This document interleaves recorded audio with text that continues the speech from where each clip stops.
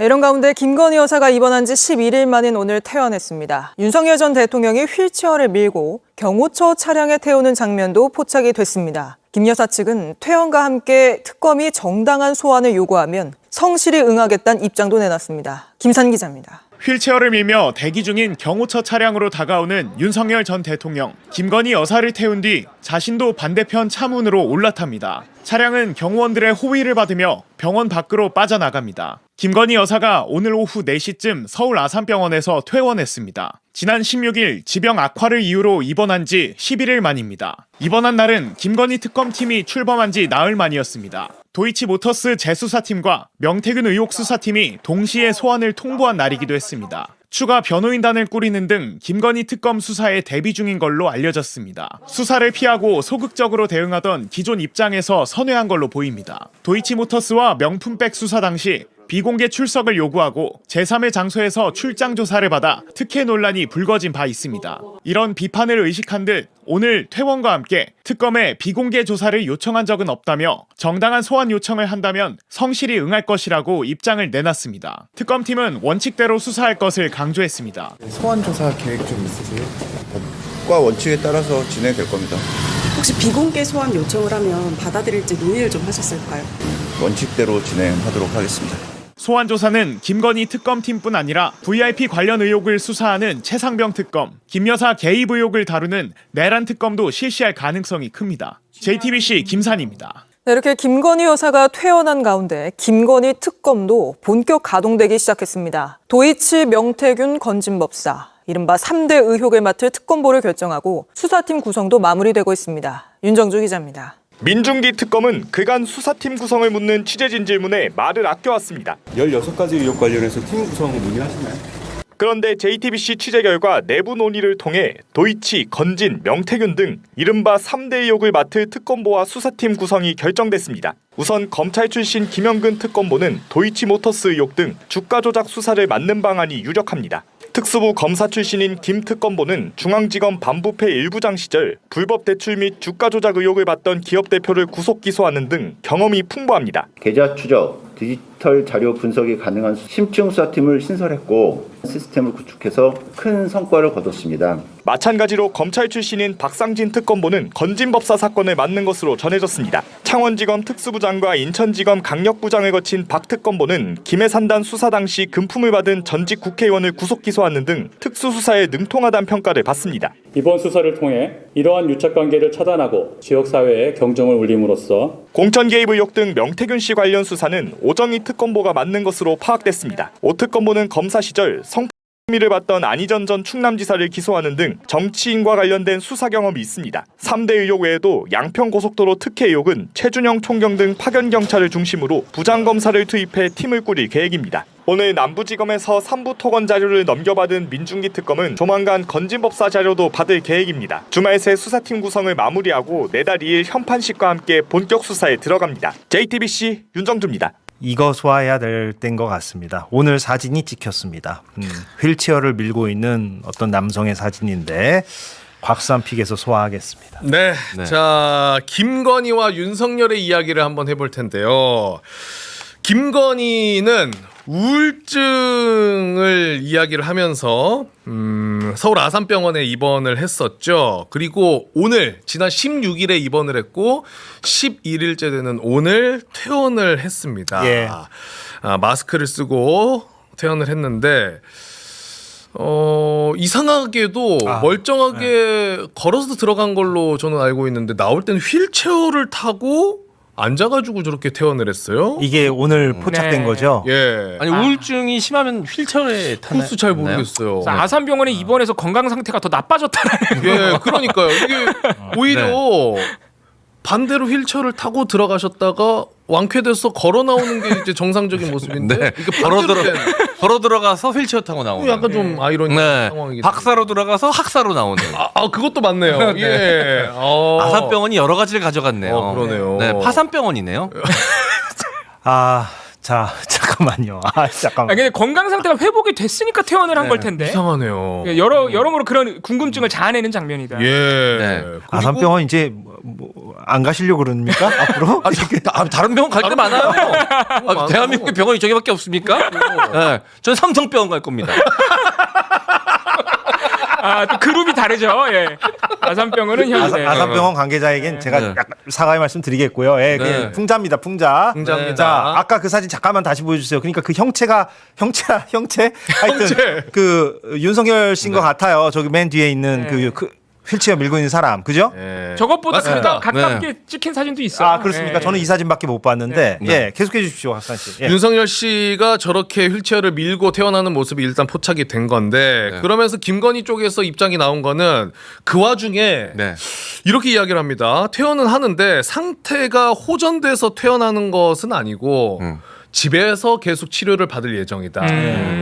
뭐 이렇게 이야기를 합니다. 아하, 김건희 변호인. 예, 그러면서 이제 민중위 특별검사 김건희 특검의 특별검사죠. 예. 기자들이랑 오늘 이야기한 거는 출석 요구는 아직 안 했다라고 이야기를 했고 네. 민중위 특검은 그리고 김건희는 그럼 왜 퇴원을 했냐 여러 가지 분석이 있는데 일각에서는 이제 특검 소환 조사는 나가야 될 것 같으니. 네, 뭐 시간 문제죠. 예. 근데 이제 병원에서 이거를 준비하는 것보다는 나와서 준비하는 게 더 낫지 않겠냐라는 판단으로 나온 걸까라는 분석도 있긴 합니다. 아무튼 최지우 변호사 말은 뭐 특검 소환 요청이 들어오면 따르겠다 성실히. 그렇죠. 그거죠. 지금 별 다른 말은 없어요. 지금 일단은. 네. 예. 그런데 이제 그 소환 요청에 성실히 응할 것 저렇게 돼 있는데 그 앞이 조금 걸립니다. 법규에 따른 정당한 저걸 가지고 이제 여러 가지 요구를 하지 않을까라는 분석들도 많이 나와요. 네. 그리고 뭐 특검에 비공개 소환 요청했다는 일부 보도 사실과 다르다.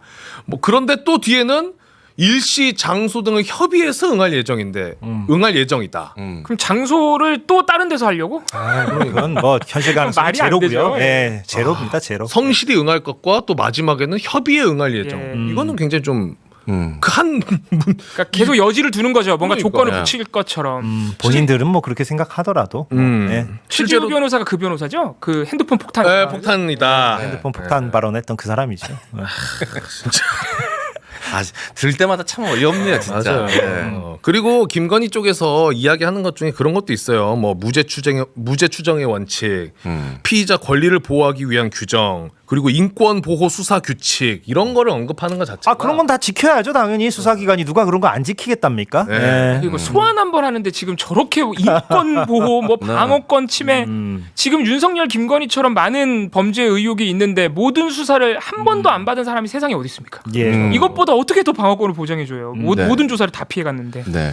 그리고 이거는 제가 찾아봤는데 보도가 별로 된 게 없어서 VIP실에 저렇게 10며칠을 있었으면 돈이 어마어마할 거거든요. 그렇죠. 그 돈을 누가 냈는지 전 너무 궁금합니다. 이게 그 전직 대통령 예우의 원칙에 따라 원래 부인도 아내도 그 치료를 받으면 국공립병원 같은 경우는 무료. 그 만약에 사립병원 같은 경우는 국가에서 대납해 주는 게 원래 원칙이라고 하거든요. 국가에서 네, 대납.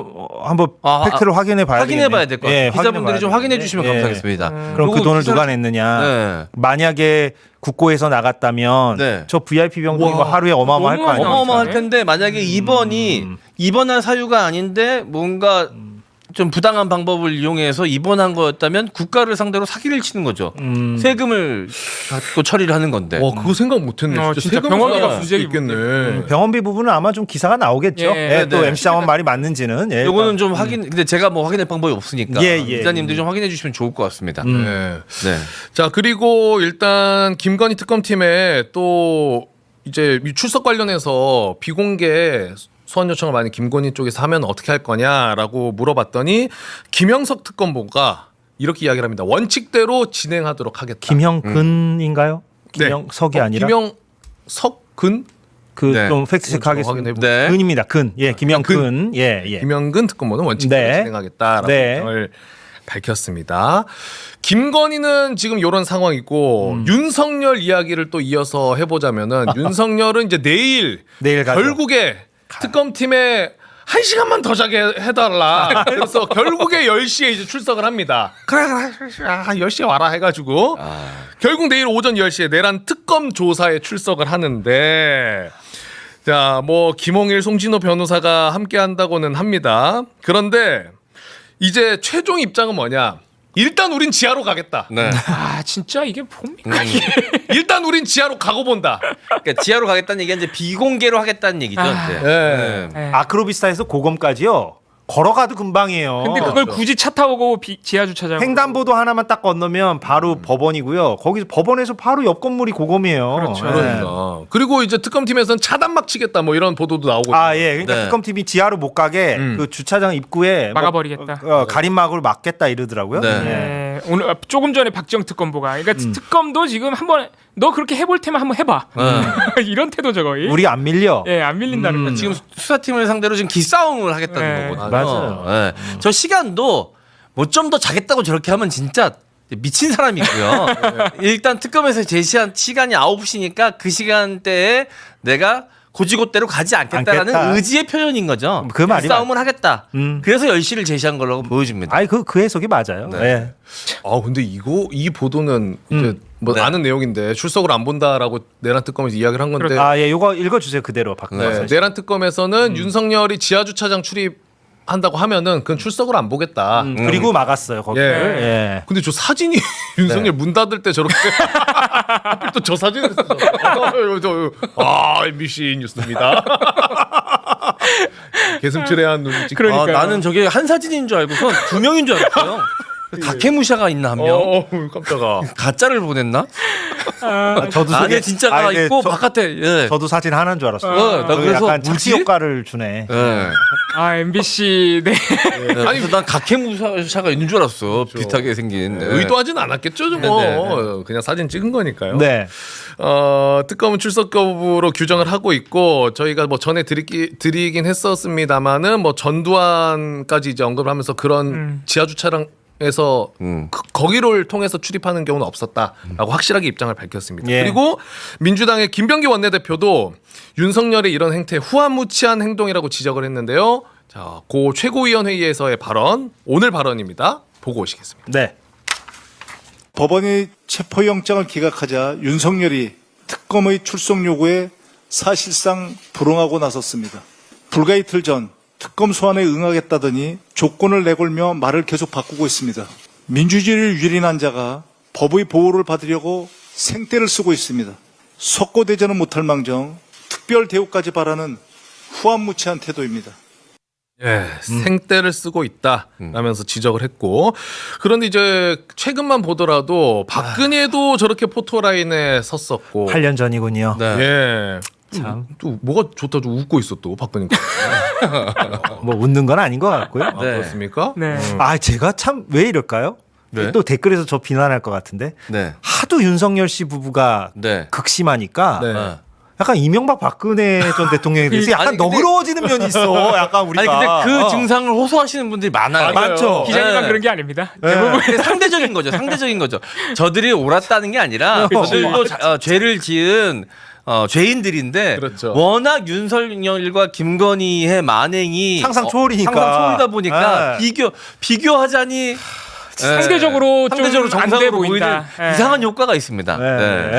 진짜 박근혜가 선녀였다 막 이런 얘기까지 하시는 분도 있었어요. 예. 뭐 본인이 하는 거 아니에요? 아니 그런 얘기가 있었어요. 왜냐하면 일단 법에서 시키는 대로는 그대로 다 했거든요. 다 했겠죠. 예. 수사도 그대로 다 응하고 사과할 거 하고. 사과할 거 하고. 맞아요. 그리고 채팅으로 다들 그래 박근혜는 그나마 좀 아니 그러니까 뭐 죄가 없다는 게 아니라 그렇죠. 죄는 있는데. 네. 아니 그러니까 법 제도를 막 넘어서는 뭔가를 하려고 하진 않았었어요. 네. 법 자체를 무시한다던가. 그 네. 수사 재판 과정에서. 네, 수사 예. 재판 과정에서. 자 어쨌든 박근혜도 저렇게 포토라인 썼었고 이명박도 포토라인을 쓰고 했었습니다. 예. 네, 그러면 바로 김건희 씨 이야기로 넘어가 볼까요? 김건희 씨도 포토라인 선다에 있어서는 세 분 다 O를 드셨는데요. 그런데 오늘 지금 서울 아산병원에서 퇴원을 할 예정이다라고 속보가 뜨고 있는 상황이고요. 하지만 MBN 보도에 따르면 아직 회복이 안 된 상태로 퇴원을 해서 당장 조사받기는 어려운 상태다 이렇게 밝히고 있다고 합니다. 그러면 포토라인 설 수 있는 겁니까? 아니 한 달 안에 조사받을 상태가 되지 않을까요? 그렇죠? 한 달 안에는? 세 분은 다 O를 드시긴 했습니다. 네. 그러니까 어쨌든 윤석열 씨를 부르는데 김건희 씨를 안 부를 수 없잖아요. 그렇죠. 어쨌든 실질적인 거는 V0 아니십니까? 그러니까 김건희 씨도 당연히 부를 수밖에 없는 상황이고 그리고 이게 명분이 없어요. 포토라인에 안 세울 명분이. 이미 지금 윤석열 부르는 걸로 지금 뭐 하고 어떠하니 포토라인 세우니 많이 하는 와중인데 윤석열을 만약에 그대로 했는데 김건희를 따로 해준다라는 의미가 없거든요. 특별히 그럴 만한 명분이 있는 것도 아니고 세력이 있는 것도 아니고 그래서 또 오히려 김건희가 오히려 어떻게 보면은 특검 입장에서는 포토라인 세우기 좀 더 용이한 측면도 있습니다. 오히려 전직 대통령이라는 윤석열 씨보다는 그래서 저는 이 윤석열과 김건희 포토라인 서는 건 연결되어 있다. 안 세우면 같이 안 세웠지 한 명만 세우고 한 명은 안 세우는데 이렇게는 어렵다. 근데 앞에 윤 씨가 설 가능성이 매우 높기 때문에 자연스럽게 김건희도 부부 일심 동체니까 같이 서시면 되죠. 그대로 쓸 것 같습니다. 그러니까 이거 잘 말씀해 주셨는데 이게 그리고 세 개의 특검이 동시에 굴러가고 있잖아요. 경쟁 관계가 있어요. 그러면은 김건희를 그러니까 윤석열은 어쨌든 재판을 받으면서 지금 얼굴도 나오고 뭐 이렇게 기사도 나오고 하잖아요. 김건희는 그동안 뭐 하고 있는지 사람들이 굉장히 궁금한 상황인데 김건희 특검이 이거를 활용 안 한다고? 포토라인 무조건 세워야지. 내가 특검이라도 기사거리잖아. 엄청난 기사거리고 어쨌든 이걸 경쟁 관계고 지금 본인들이 열심히 하고 있다라는 걸 보여줘야 입증해야 되는 상황에서 김건희를 포토라인에 안 세울 이유가 단 한 가지도 없다. 말씀하셨다시피 그거 그러니까 만약에 내란 특검이 윤석열을 포토라인 세웠는데 김건희 특검이 김건희 안 세운다 그러면은 가루가 될 겁니다. 가루가 해체될 거 내가 거의 해체될 수준이에요. 그러니까 그리고 김건희 씨 뭐 아프신 거는 제가 뭐 이해는 해드린데 수사를 못 받을 정도로 아픈 건가? 저는 뭐 솔직히 안 믿습니다. 우울증이라는 게 그런 병도 아니고 빨리 좀 받으시라. 부부가 쌍으로 아주 피곤해 죽겠어요. 그러니까 진짜 좀 적당히 좀 하고 좀 빨리빨리 좀 나와라 좀. 네, 그 해당 기사에 보면 회복의 시간이 필요한 만큼 특검이 빠른 시일 내에 부르더라도 바로 응하기는 어렵다. 라는 주장이 있다고 합니다. MBN 보도인데 이정주 기자는 어떻게 보세요? 그러니까 저는 이 모든 수사의 끝단이 김건희 있다고 봐요, 사실은. 네, 김건희한테 있고 여기 제가 우리 한 달 만에 하잖아요. 제가 그 한 달 사이에 제가 짜치는 단독 하나 썼었는데 마포대 혹시 기억나시나요? 마포대교 사진사라고 브이로그. 맞아요. 네, 그 브이로그 한 퇴사 직원 마포대교 사진사. 큰 기사죠, 큰 기사. 제가 쓴지 몰랐죠. 경향의 말씀을 요새 하셨네. 상도이가 이래요. 제가 기사 백날 써봤자 제가 사실 시사인 그때 타임 맞추려고 해봤는데 하슬하슬하게 일주일 전에 녹화하고 그 다음 주에 제가 썼거든요. 썼더니 네이버 저 밑에 있더라고. 나머지 우락가이 한 거 막 댓글 3,000개. 저는 150개로 그냥 죽었습니다. 이정주 기자가 썼습니다. 네, 제가 확실하게 말씀드리겠습니다. 사실은 이제 그러려고 제가 요새 하도 많이 당해서. 근데 어떤 내용은 좀 설명 좀 해주시면 좋을 것 같아요. 그게 뭐 내용은 기사를 하나 좀 띄워주세요. 뭐 제가 쓴지 몰랐겠지만 지금 알았잖아요. 그 브이로그라고 유튜브 마지막에 퇴사 18일 앞두고 유튜브 찍은 논란이 됐던 직원이 있었죠. 여성 대통령실 직원 있었잖아요. 근데 그 여성 직원이 사람들이 막 말은 많았는데 알고 보니까 이 사람이 김건희 전용 사진사, 김건희 사진사였는데 이 사람이 이제 여잔데 신땡땡이라는 사람이고 올해 28살입니다. 그러니까 25에 들어갔어요. 굉장히 대통령 사진사로서는 어린 나이다. 어린 말씀이신 나이 거죠? 그래서 제가 이거 취재원들한테 이제 얘기했는데 제가 이 얘기를 왜 하냐면 저는 이 취재를 하면서 사실 진짜 대통령실의 주인이 김건희라는 걸 확실하게 알게 됐어요. 확실하게 알게 됐어요. 그리고 제가 저 기사에는 요새는 이제 저희 기술이긴 한데 제가 기사에 시사인에서 말하려고 다 안 썼습니다 일부러. 이렇게까지 아껴둘 거예요? 지금 저거 3주 전인데. 인터넷 언론들 몰랐죠? 니들 우락가이 할 줄 알고 내가 숨겨놨다. 자 오늘 이정주 기자가 하는 말씀 다시 받아 쓰시면 됩니다.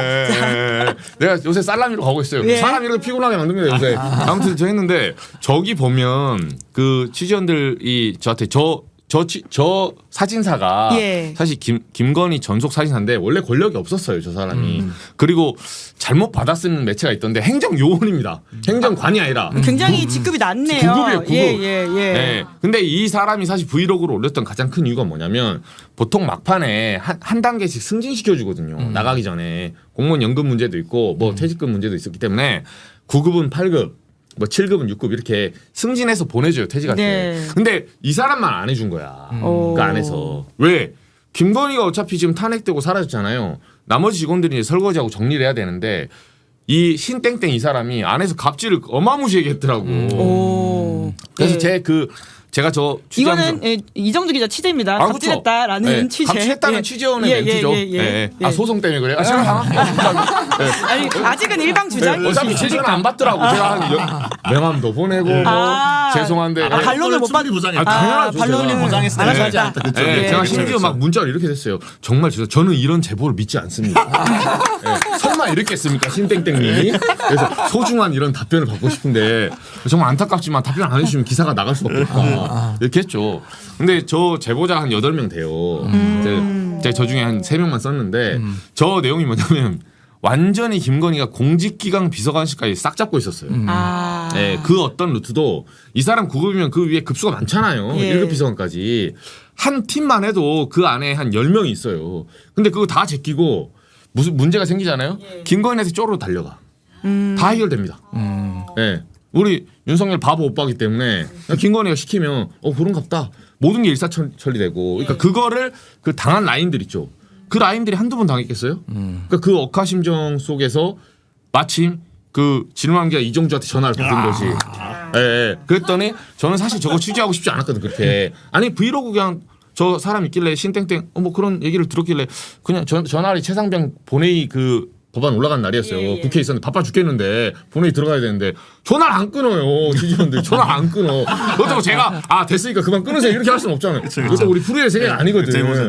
그래서 저 전화 받는다고 제가 그날 일정 다 제꼈어요. 근데 결국은 한 번 전화하면 기본이 30분. 그러니까 그 정도로 주변에 억울한 사람들이 많다. 그래서 제가 저 전화하면서 요지는 뭐냐. 김건희가 모든 실권을 다 잡고 있었고 김건희가 제가 생각했던 것보다 훨씬 힘이 셌어요. 저 안에서도. 다 김건희 눈치만 보고. 그래서 마포대교 일정이나 뭐 이런 부분 있잖아요. 경찰관들. 저기는 제가 안 썼는데 윤석열 라인 참모들이 쌍수를 들고 반대했어요.